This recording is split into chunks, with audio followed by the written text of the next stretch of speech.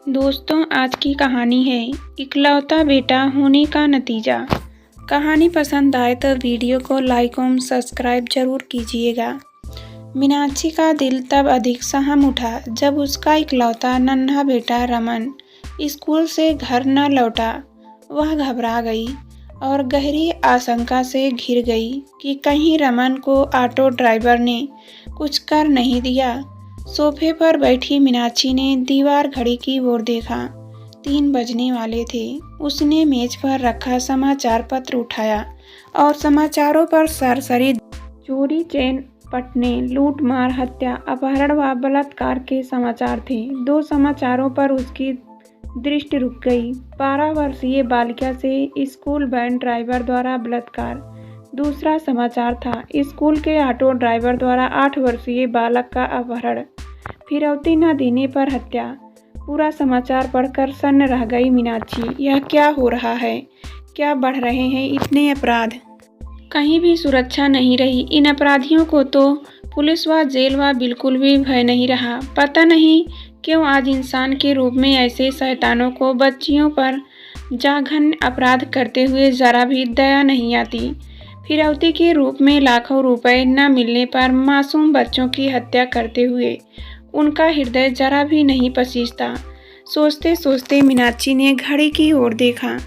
3:30 बज रहे थे। अभी तक रमन स्कूल से नहीं लौटा। स्कूल की छुट्टी तो 3 बजे हो जाती है। घर आने तक आधा घंटा लगता है। अब तक तो रमन को घर आ जाना चाहिए था। मीनाक्षी के पति गिरीश एक प्राइवेट कंपनी में प्रबंधक थे। उनका 8 वर्षीय रमन इकलौता बेटा था। रमन शहर के एक इंग्लिश मीडियम स्कूल में पढ़ रहा था। रमन देखने में सुंदर और प्यारा था। दूधिया रंग का, सिर पर मुलायम चमकीले बाल, काली आंखें, मोती से चमकते दांत। जो भी रमन को पहली बार देखता उसका मन करता था कि देखता ही रहे। वह पढ़ाई में भी बहुत आगे रहता। उसकी प्यारी प्यारी बातें सुनकर खूब बातें करने को मन करता था। एक दिन गिरीश ने मीनाक्षी से कहा था, देखो मीनाक्षी, हमें दूसरा बच्चा नहीं पैदा करना है।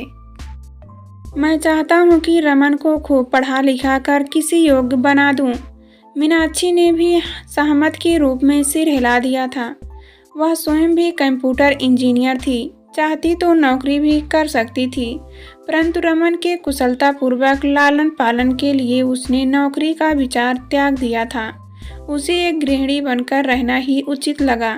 मीनाक्षी के हृदय की धड़कन बढ़ने लगी।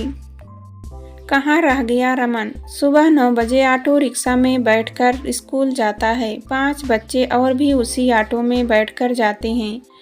घर रमन सबसे पहले ऑटो में बैठता है और सबसे बाद में आता है। ऑटो रिक्शा चलाने वाला मोहन लाल पिछले वर्ष से बच्चे को लेकर जा रहा था। अब 3 दिनों से मोहन लाल बुखार में पड़ा था।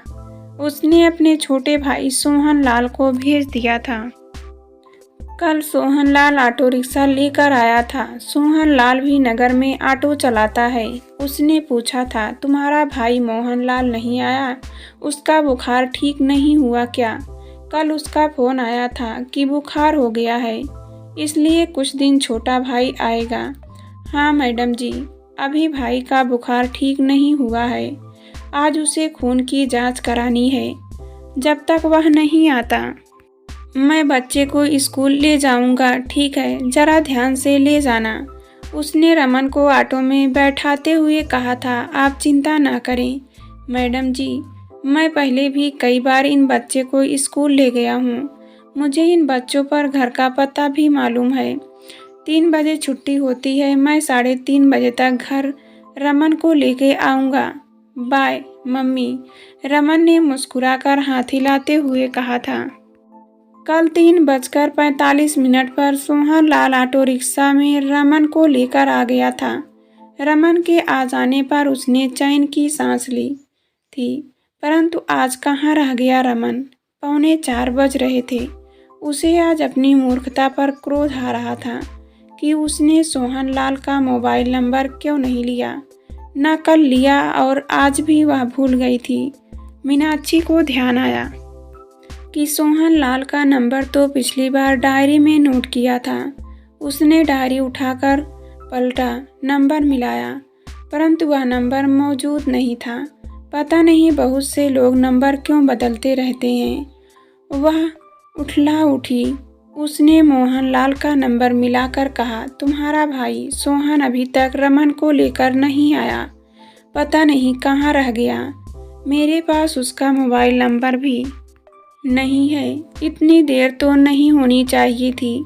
मैंने उसे फ़ोन मिलाया है, पर वह उसका फ़ोन लग नहीं रहा है, स्विच ऑफ सुनाई दे रहा है। पता नहीं क्या बात हो सकती है। उधर से मोहनलाल का भी चिंतित स्वर सुनाई दिया। मीनाक्षी ने घबराए स्वर में कहा, ओह, मुझे बहुत डर लग रहा है। पता नहीं रमन किस हाल में होगा। मैडम जी, आप चिंता न करें, रमन बेटा आपके पास पहुंच जाएगा। हो सकता है कहीं जाम में ऑटो फंस गया हो। मोहनलाल का स्वर था। मीनाक्षी ने रमन की कक्षा में पढ़ने वाले एक बच्चे की मम्मी का मोबाइल नंबर मिलाकर कहा, मैं मीनाक्षी बोल रही हूँ। कहिए मीनाक्षी जी, कैसी हैं आप? 10 तारीख को होटल ग्रीन में किटी पार्टी है। हाँ मालूम है मुझे।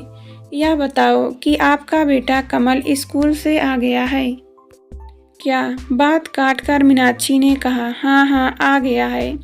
वह तो 3:15 बजे ही आ गया था। पर क्या बात है, आप यह क्यों पूछ रही हैं?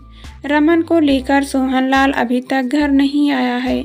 क्या कह रही हो मीनाक्षी?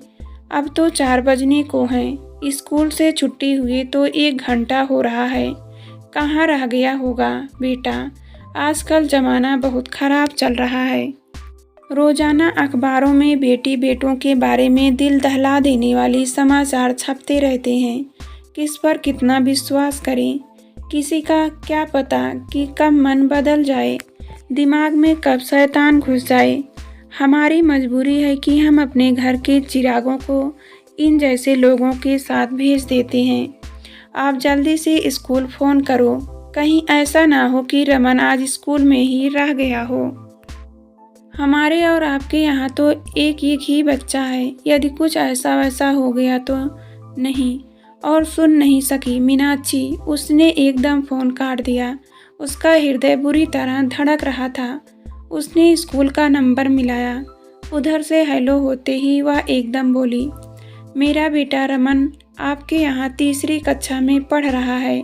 वह अभी तक घर नहीं पहुँचा। स्कूल में तो कोई बच्चा नहीं रह गया है। नहीं मैडम जी, यहाँ कोई बच्चा नहीं है। स्कूल की 3 बजे छुट्टी हो गई थी। यदि यहाँ आपका बच्चा होता तो आपको फ़ोन पर सूचना दी जाती। आपका बच्चा कैसे घर पहुँचता है? ऑटो रिक्शा में कुछ बच्चे आते जाते हैं। कल व आज ऑटो वाले का भाई आया था। ऑटो वाला मोहनलाल बीमार है। ओह मैडम, आप तुरंत पुलिस को सूचना दीजिए। इतनी देर तक बच्चा घर नहीं पहुंचा तो कुछ गलत हुआ है। कुछ पता नहीं चलता कि इंसान कब शैतान बन जाए। यह सुनते ही मीनाक्षी बुरी तरह घबरा गई। आंखों से आंसू बहने लगे। उसने गिरीश को फ़ोन मिलाया। हेलो, गिरीश की आवाज़ सुनाई दी। रमन अभी तक स्कूल से घर नहीं पहुंचा। मीनाक्षी ने रोते हुए कांपते स्वर में कहा, क्या कह रही हो? रमन अभी तक स्कूल से घर नहीं लौटा। अब तो 4 से भी ज़्यादा बज रहे हैं। छुट्टी तो 3 बजे हो गई होगी। ऑटो वाले सोहन का नंबर मिलाया। गिरीश का घबराया सा स्वर सुनाई दिया। सोहन का नंबर मेरे पास नहीं है। मैंने उसके भाई को मिलाया था तो वह बोला कि सोहन के फ़ोन का स्विच ऑफ है। स्कूल वालों से पूछा तो उन्होंने जवाब दिया कि छुट्टी 3 बजे हो गई थी। अब यहाँ कोई बच्चा नहीं है। वे कह रहे थे कि किसी भी ऑटो वालों का क्या विश्वास कि कब मन बदल जाए। पुलिस में सूचना दो, मैं अभी पहुँच रहा हूँ। गिरीश ने चिंतित होकर कहा। 10 मिनट में ही गिरीश घर पहुँच गया। मीनाक्षी को रोते हुए देखकर समझ गया कि रमन अभी तक नहीं आया है। क्या सभी बच्चे अपने घर पहुंच गए? हाँ, मैंने कमल की मम्मी से पूछा था। वह 3:15 बजे अपने घर पहुंच गया था। मेरा तो दिल बैठा जा रहा था। मेरे रमन को कुछ हो गया तो मैं भी जान दे दूंगी। पता नहीं वह कमीना मेरे रमन को किस तरह सता रहा होगा। कहते हुए मीनाक्षी फूट फूट कर रोने लगी। मुझे तो यह ऑटो वाला सोहन जरा भी अच्छा नहीं लगता। देखने में गुंडा और लफंगा लगता है। जब इसके भाई ने भेज ही दिया तो हम क्या करते। मजबूरी है, इसके मन में आ गया होगा कि बच्चे को कहीं छिपा दूंगा। 15-20 लाख रुपए मांगूंगा तो 5-7 ही मिल जाएंगे। हो सकता है उसके साथ कोई दूसरा भी मिला हो। देखना अभी इसका फ़ोन आएगा। अपने बच्चे के लिए मैं अपने बैंक खाते में सारे रुपए तथा जेवरात दे दूंगी। लेकिन रमन को कुछ नहीं होना चाहिए। उसके बिना मैं जीवित नहीं रह पाऊंगी। मीनाक्षी, अपने आप को संभालो। हम पर अचानक यह भयंकर मुसीबत आई है। हमें इसका मुकाबला करना होगा। अब मैं पुलिस स्टेशन रिपोर्ट लिखाने जा रहा हूँ, गिरीश ने कहा और कमरे से बाहर निकला। तभी घर के बाहर ऑटो रिक्शा के रुकने की आवाज़ आई। देखते ही गिरीश एकदम चीख उठा, अबे कहाँ मर गया था उल्लू के पट्टे। ऑटो की आवाज़ व गिरीश का चीखना सुनकर मीनाक्षी भी एकदम कमरे से बाहर आई। रमन ऑटो से उतर रहा था। सोहन लाल के हाथ पैर पट्टी बंधी थी तथा चेहरे पर मार पिटाई के निशान थे। मीनाक्षी ने रमन को गोद में उठाकर इस प्रकार गले से लगाया मानो बरसों बाद मिला हो। गिरीश ने रमन से पूछा, बेटे तुम ठीक हो? मैं बिल्कुल ठीक हूँ पापा, लेकिन अंकल के लोगों ने मार पिटाई की है, रमन ने कहा। गिरीश व मीनाक्षी चौंके। वे दोनों चकित से मोहन लाल के चेहरे की ओर देख रहे थे। गिरीश ने पूछा, सोहन लाल क्या बात हुई? हम तो बहुत परेशान थे कि अभी तक तुम रमन को लेकर क्यों नहीं आए हो। परेशान होने की तो बात ही है बाबूजी। उसका मुझे बहुत दुख होता। आप लोग अपने बच्चे को हमारे साथ कितने विश्वास के साथ स्कूल भेजते हैं। हमारा भी तो यह कर्तव्य है कि हम उस विश्वास को बनाए रखें। हम लोगों की ज़रा सी लापरवाही से यह विश्वास टूट जाएगा। मैं तो उन लोगों में हूँ जो अपनी जान पर खेलकर सदा इस विश्वास बनाए रखने चाहते हैं। गिरीश ने कहा, बैठो सोहन, मीनाक्षी तुम्हारे लिए चाय बनाकर लाती है। धन्यवाद बाबूजी। चाय फिर कभी। अभी तो मुझे भैया के खून की टेस्ट कर रिपोर्ट लानी है। काफ़ी देर हो चुकी है, सोहन लाल ने कहा और ऑटो स्टार्ट कर चल दिया।